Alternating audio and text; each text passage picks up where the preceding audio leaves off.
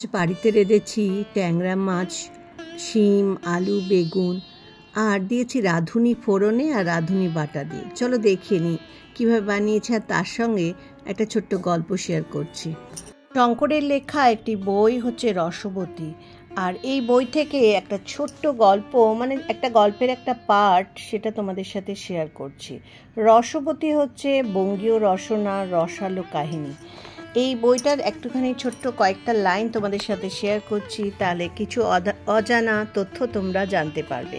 আর এটা গল্পের মতো করেই বলছি। বিবেকানন্দের বাবা ছিলেন বিশ্বনাথ দত্ত। তিনি পোলাও এবং মাংস ভালো রাঁধতেন। স্বামীজির রান্নার নিপুণতা ছিল। কম বয়সেও তিনি উঠতি পেটুকদের সংগঠন গ্রিডি ক্লাব গড়েছিলেন দফায় দফায় রান্না করার জন্য। এই পর্যায়ে নরেন্দ্রনাথ দত্ত স্পেশাল আবিষ্কার হলো খিচুড়ি।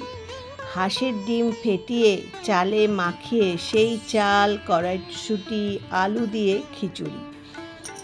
তার মেজ ভাই মহিমবাবু লিখে গিয়েছেন, নরেন্দ্রনাথ লঙ্কা খেতে ভীষণ ভালোবাসতেন।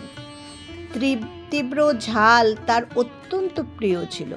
মিষ্টান্ন একেবারে পছন্দ করতেন না। তবে পরবর্তী জীবনে স্বদেশে ও বিদেশে তাকে আইসক্রিমে আসক্ত হতে দেখা যায়। এই লঙ্কা প্রীতি প্রচণ্ড অভাবের সময় বিবেকানন্দকে শক্তি দিয়েছে। রামকৃষ্ণের মৃত্যুর পরে বরানগরে সাধন ভজনের সময় প্রবল অনটন।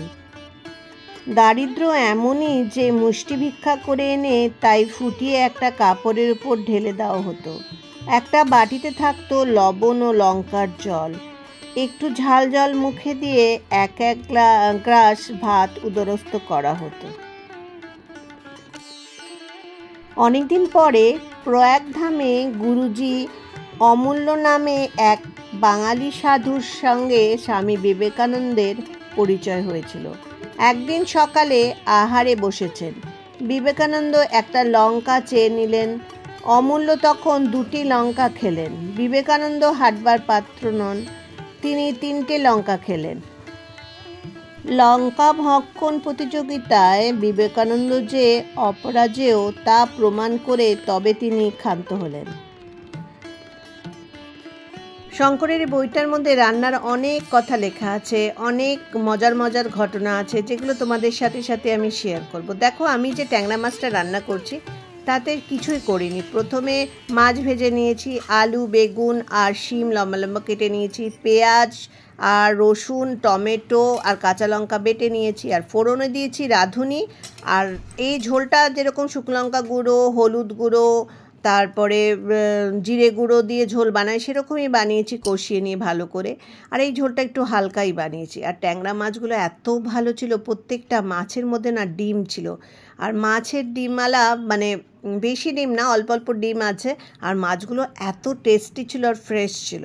একটু হালকা হালকা ঝোল বানিয়েছিলাম। আর লাস্টে কি করেছি বলো তো, রাঁধুনি বেটে সেই বাটা জলটা এর মধ্যে দিয়ে দিয়েছি। তাতে না গন্ধটা একটা আলাদা লাগবে, এত টেস্টি হবে। আমি যেভাবে বানালাম, তোমরা তো দেখলে ভিডিওটা, তোমরা এইভাবে বানিয়ে দেখো। গরমকালে না এরকম হালকা একটা পাতলা ট্যাংরা মাছের সবজি দিয়ে ঝোল অসাধারণ লাগবে। রেসিপিটা যদি ভালো লাগে তবে লাইক করে দিও, আর গল্পটা কেমন লেগেছে সেটাও কিন্তু লিখে জানাবে। সব শেষে ধনেপাতা থাকলে একটু কুচিয়ে দিয়ে দেবে, আর লাইক করে দিও কিন্তু প্লিজ।